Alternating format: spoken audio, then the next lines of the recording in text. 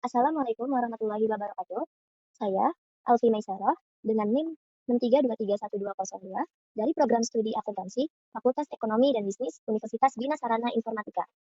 Pada kesempatan ini, saya akan mempresentasikan penelitian yang berjudul Pengaruh Green Accounting dan Kinerja Lingkungan terhadap Nilai Perusahaan Sektor Energi di Bursa Efek Indonesia periode 2021 hingga 2025. Penelitian ini disusun dalam rangka memenuhi tugas mata kuliah Metodologi Penelitian Akuntansi. Baik, kita mulai pada bab 1, pendahuluan. Pertama adalah latar belakang penelitian, dilatar belakangi oleh 4 kondisi utama yang terjadi. Pertama ada urgensi keberlanjutan sektor energi, yang merupakan sektor dengan dampak lingkungan terbesar, mulai dari emisi gas rumah kaca, kerusakan ekosistem, hingga pencemaran air. Sehingga perusahaan ini tidak bisa hanya mengejar keuntungan finansial tanpa memperhatikan tanggung jawab lingkungan. Kedua, dari sisi kesenjangan kualitas pengungkapan, meskipun jumlah laporan keberlanjutan di Bursa Efek Indonesia terus meningkat, kualitas pengungkapan biaya lingkungan dan emisi karbon masih rendah dan belum merata di seluruh perusahaan. Ketiga, dari sisi peningkatan peserta proper, jumlah peserta program proper memang terus bertambah setiap periodenya, namun peningkatan tersebut belum sepenuhnya diikuti oleh perbaikan kinerja lingkungan yang nyata, khususnya di subsektor minyak dan gas bumi. Keempat, dari research gap, bahwa penelitian yang secara spesifik mengkaji kombinasi antara green accounting dengan kinerja lingkungan pada subsektor migas di Bursa Efek Indonesia periode 2021 hingga 2025 masih sangat terbatas. Selanjutnya, ada tren pengungkapan keberlanjutan dan partisipasi peserta proper. Pada grafik sebelah kiri, terlihat bahwa jumlah perusahaan menerbitkan laporan keberlanjutan di Bursa Efek Indonesia terus meningkat dari 661 perusahaan atau sekitar 80% pada 2021, naik menjadi 842 perusahaan pada tahun 2022 dan mencapai 882 perusahaan pada tahun 2023, yang mencerminkan kesadaran perusahaan yang semakin meningkat didorong oleh regulasi otoritas jasa keuangan dan kesadaran investor. Sementara itu pada grafik sebelah kanan, jumlah peserta proper dari KLHK, yaitu Kementerian Lingkungan Hidup dan Kehutanan, juga terus meningkat dari 3.200 perusahaan pada periode 2021 hingga 2022 menjadi 3.694 pada 2002 hingga 2023 dan naik menjadi 4.495 pada 2023 sampai 2024 hingga mencapai kenaikan 5.476 perusahaan pada periode 2024 hingga 2025. Kedua tren ini menunjukkan bahwa tekanan dari sisi regulasi dan kesadaran publik terhadap aspek lingkungan semakin kuat dari tahun ke tahun. Lanjut, berdasarkan latar belakang tersebut, terdapat 4 masalah yang teridentifikasi dalam penelitian ini. Pertama, kualitas pengungkapan informasi lingkungan belum memadai meski laporan keberlanjutan meningkat. Kinerja lingkungan subsektor minyak dan gas bumi belum sepenuhnya memenuhi standar meski peserta proper terus bertambah. Ketiga, hasil penelitian terdahulu tentang pengaruh green accounting dan kinerja lingkungan terhadap nilai perusahaan masih belum konsisten. Keempat, penelitian pada subsektor minyak dan gas bumi di Bursa Efek Indonesia periode 2021 hingga 2025 masih sangat terbatas. Dari keempat identifikasi masalah tersebut, penelitian ini merumuskan 3 rumusan masalah, yaitu pertama, apakah green accounting berpengaruh terhadap nilai perusahaan sektor energi di Bursa Efek Indonesia periode 2021 hingga 2025? Kedua, apakah kinerja lingkungan berpengaruh terhadap nilai perusahaan sektor energi di Bursa Efek Indonesia periode 2021 hingga 2025? Ketiga, apakah green accounting dan kinerja lingkungan secara simultan berpengaruh terhadap nilai perusahaan sektor energi di Bursa Efek Indonesia periode 2021 hingga 2025? Selanjutnya, agar penelitian ini tetap terarah, terdapat beberapa batasan yang ditetapkan. Dari sisi objek, penelitian ini berfokus pada perusahaan sektor energi dengan subsektor minyak dan gas bumi yang terdaftar di Bursa Efek Indonesia dengan periode mencakup tahun 2021 hingga tahun 2025. Dari sisi variabel penelitian, terdapat 2 variabel independen, yaitu green accounting sebagai X1 dan kinerja lingkungan sebagai X2, serta variabel dependen, yaitu nilai perusahaan sebagai Y. Adapun sumber data seluruhnya berasal dari data sekunder, yaitu laporan tahunan dari Bursa Efek Indonesia dan hasil penelitian proper dari Kementerian Lingkungan Hidup dan Kehutanan.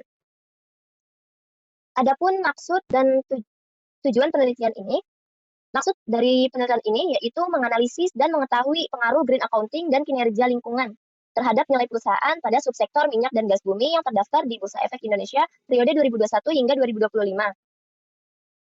Penelitian ini memiliki tujuan yang selaras dengan rumusan masalah yang telah dirumuskan. Pertama, untuk menguji dan menganalisis pengaruh green accounting terhadap nilai perusahaan pada sektor energi yang terdaftar di Bursa Efek Indonesia periode 2021 hingga 2025. Kedua, untuk menguji dan menganalisis pengaruh kinerja lingkungan terhadap nilai perusahaan pada sektor energi yang terdaftar di Bursa Efek Indonesia periode 2021 hingga 2025. Dan ketiga, untuk menguji dan menganalisis pengaruh green accounting dan kinerja lingkungan terhadap nilai perusahaan pada sektor energi yang terdaftar di Bursa Efek Indonesia periode 2021 hingga 2025. Lanjut, pada bab 2 yaitu tinjauan pustaka. Penelitian ini dilandasi oleh dua teori utama.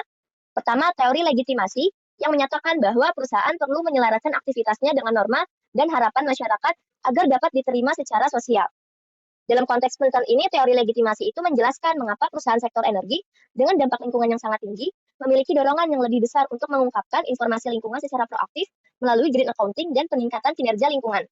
Kedua, teori stakeholder yang menegaskan bahwa perusahaan tidak hanya bertanggung jawab kepada pemegang saham, tetapi juga kepada seluruh pemangku kepentingan seperti regulator, masyarakat, dan investor.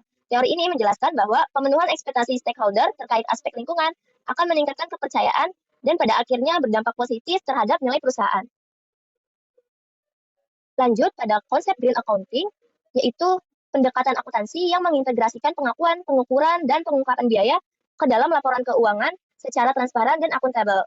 Dalam praktik green accounting ini mencakup 4 komponen biaya lingkungan, yaitu biaya pencegahan, biaya untuk mencegah limbah merusak lingkungan seperti desain produk ramah lingkungan.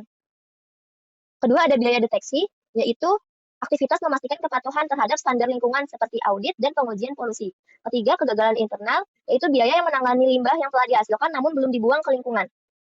Keempat, kegagalan eksternal, yaitu biaya menangani dampak yang sudah terjadi di lingkungan seperti pembersihan tumpahan minyak. Indikator dalam green accounting ini diukur dengan indeks pengungkapan biaya lingkungan berbasis GRI 300, yang dimana setiap item yang diungkapkan diberi skor 1, dan yang tidak diungkapkan diberi skor 0, kemudian dijumlahkan dan dibagi total item. Lanjut pada konsep kinerja lingkungan dan program proper.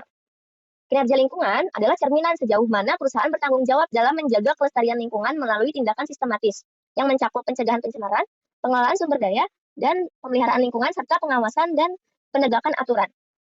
Kinerja lingkungan ini secara resmi dinilai melalui program penilaian peningkatan kinerja perusahaan dalam pengelolaan lingkungan hidup, yaitu PROPER, yang diselenggarakan oleh Kementerian Lingkungan Hidup dan Kehutanan. Berikut adalah peringkat penilaian PROPER. Peringkat emas mendapatkan skor 5, peringkat hijau mendapatkan skor 4, peringkat biru mendapatkan skor 3, peringkat merah mendapatkan skor 2, serta peringkat hitam mendapatkan skor 1. Jadi, semakin tinggi peringkat proper suatu perusahaan, semakin baik pula kinerja lingkungannya di mata pemerintah, investor, dan pemangku kepentingan lainnya. Selanjutnya, pada nilai perusahaan, yaitu cerminan persepsi investor terhadap keberhasilan perusahaan mengelola sumber daya, baik dari finansial maupun non-finansial. Nilai perusahaan ini dipengaruhi oleh faktor internal seperti profitabilitas, leverage, likuiditas, struktur modal, dan ukuran perusahaan, serta faktor eksternal yaitu kondisi makroekonomi, regulasi lingkungan, fluktuasi harga komoditas, serta aspek ESG.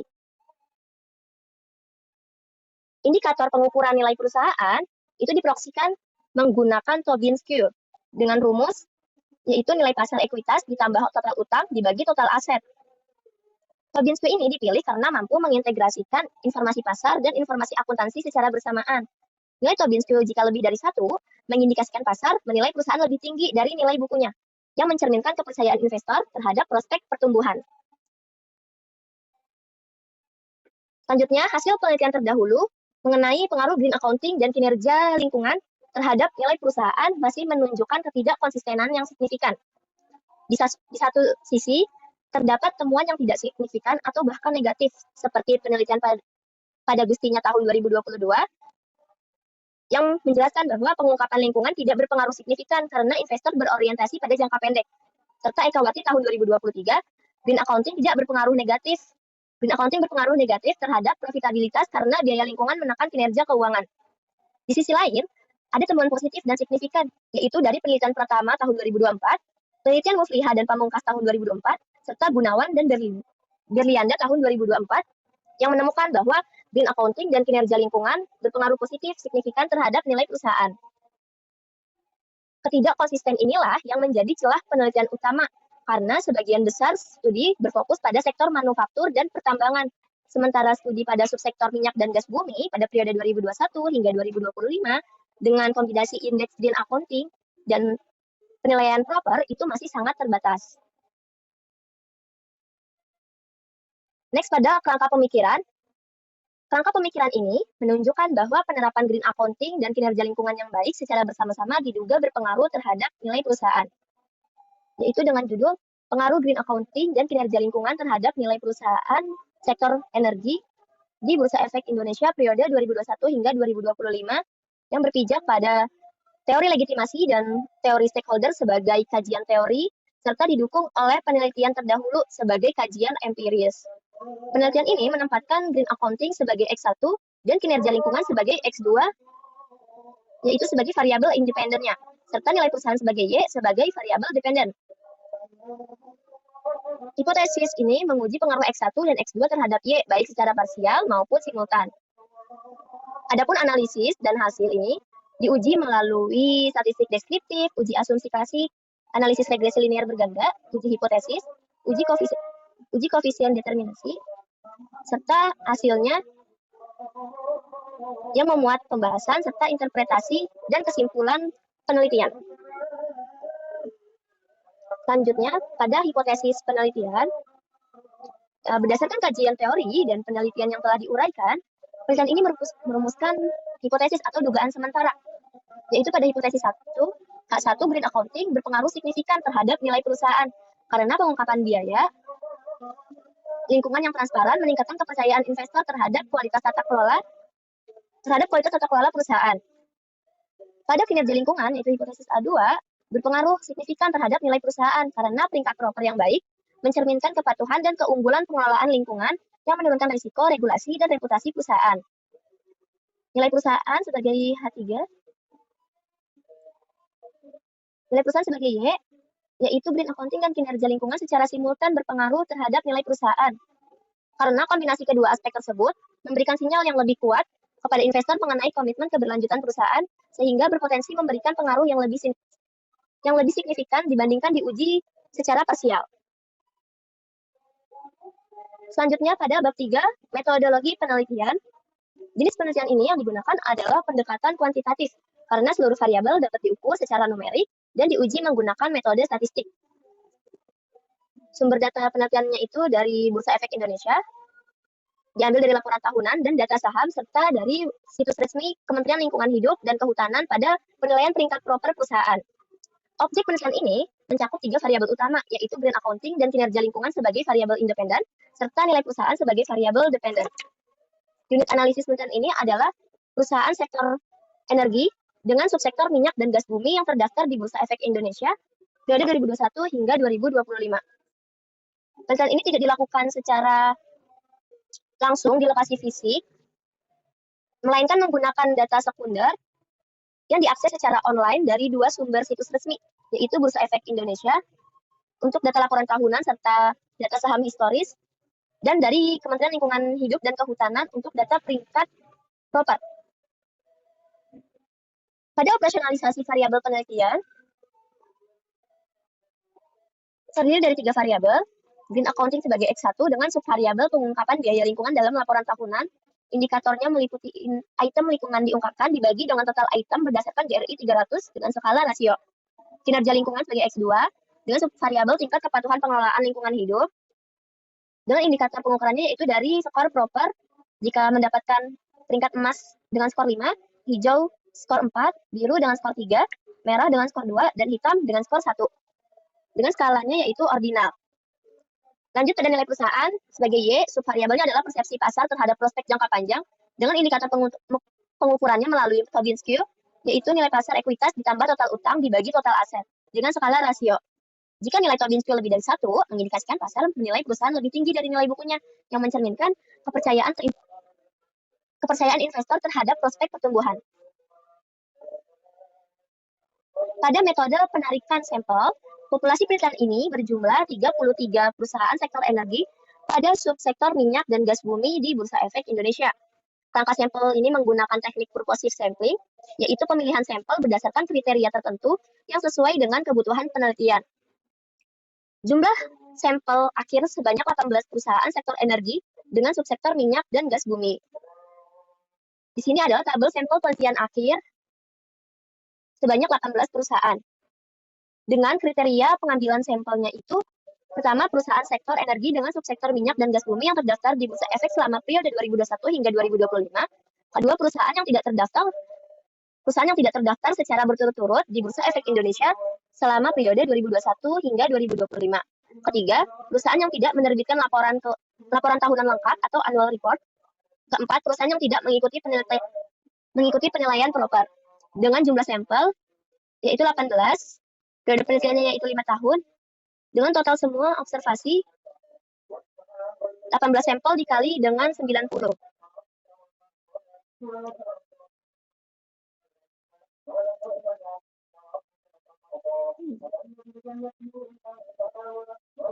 Lanjut, sebelum dilakukan analisis regresi, penelitian ini menjalankan 4 uji asumsi klasik. Pertama, uji normalitas yang digunakan untuk mengetahui apakah sebaran data berdistribusi normal atau tidak, menggunakan Kolmogorov-Smirnov. Berikut adalah kriteria uji normalitas Kolmogorov-Smirnov. Kedua, uji multikolinearitas yang dilakukan untuk memastikan apakah di dalam sebuah model regresi ada interkorelasi atau kolinearitas antar variabel bebas, menggunakan variance inflation factor atau VIF dan tolerance. Berikut adalah kriteria uji multikolinearitas. Ketiga, uji heteroskedastisitas, yaitu menguji apakah dalam suatu model regresi terjadi perbedaan varian dari satu observasi ke observasi lainnya dengan menggunakan uji Gletser. Berikut adalah kriteria uji heteroskedastisitas. Selanjutnya pada uji autokorelasi, yaitu untuk memastikan tidak ada korelasi antara kesalahan pengganggu atau residual pada periode tertentu dan periode sebelumnya dalam model regresi linear dengan menggunakan uji Durbin-Watson. Berikut adalah kriteria pada uji Durbin-Watson. Next, yaitu analisis regresi linear berganda yang digunakan untuk mengetahui dan menguji pengaruh dua variabel independen secara bersama-sama terhadap satu variabel dependen. Persamaan regresi yang digunakan dalam penelitian ini adalah Y sama dengan A ditambah B1 X1 ditambah B2 X2 ditambah E. Y di sini adalah nilai perusahaan, A-nya adalah konstanta, B1 dan B2 adalah koefisien regresi, X1 sebagai green accounting, X2 kinerja lingkungan, dan E adalah standar error. Untuk menjawab hipotesis pertama dan kedua, digunakan uji T atau uji parsial. Uji T ini bertujuan untuk mengetahui pengaruh masing-masing variabel independen secara individual terhadap variabel dependen dengan taraf signifikasi 5% atau 0,05. Berikut adalah kriteria uji T atau uji parsial. Pada uji simultan atau uji F, yaitu pengaruh simultan yang digunakan untuk menguji apakah seluruh variabel independen secara bersama-sama berpengaruh terhadap variabel dependen, sekaligus menilai kelayakan model regresi yang digunakan. Berikut adalah kriteria uji simultan atau uji F. Selanjutnya, yang terakhir, dilakukan uji koefisien determinasi atau R kuadrat, yaitu untuk mengukur seberapa besar kemampuan variabel independen dalam menjelaskan variabel dependen. Nilai R kuadrat berkisar antara 0 dan 1. Apabila nilai R kuadrat kecil, artinya kemampuan variabel independen dalam menjelaskan variabel dependen sangat terbatas. Sebaliknya, apabila nilai R kuadrat besar atau mendekati 1, artinya variabel independen memberikan hampir semua informasi yang dibutuhkan untuk memprediksi variabel dependen, sehingga model regresi yang digunakan semakin baik. Dalam penelitian ini, R kuadrat akan menunjukkan seberapa besar kontribusi green accounting dan kinerja lingkungan secara bersama-sama dalam menjelaskan variasi nilai perusahaan pada 18 perusahaan sampel selama 5 tahun pengamatan. Demikian presentasi penelitian saya mengenai pengaruh green accounting dan kinerja lingkungan terhadap nilai perusahaan sektor energi yang terdaftar di Bursa Efek Indonesia periode 2021 hingga 2025. Mohon maaf jika ada kesalahan kata dalam menyampaikan materi. Terima kasih. Wassalamualaikum warahmatullahi wabarakatuh.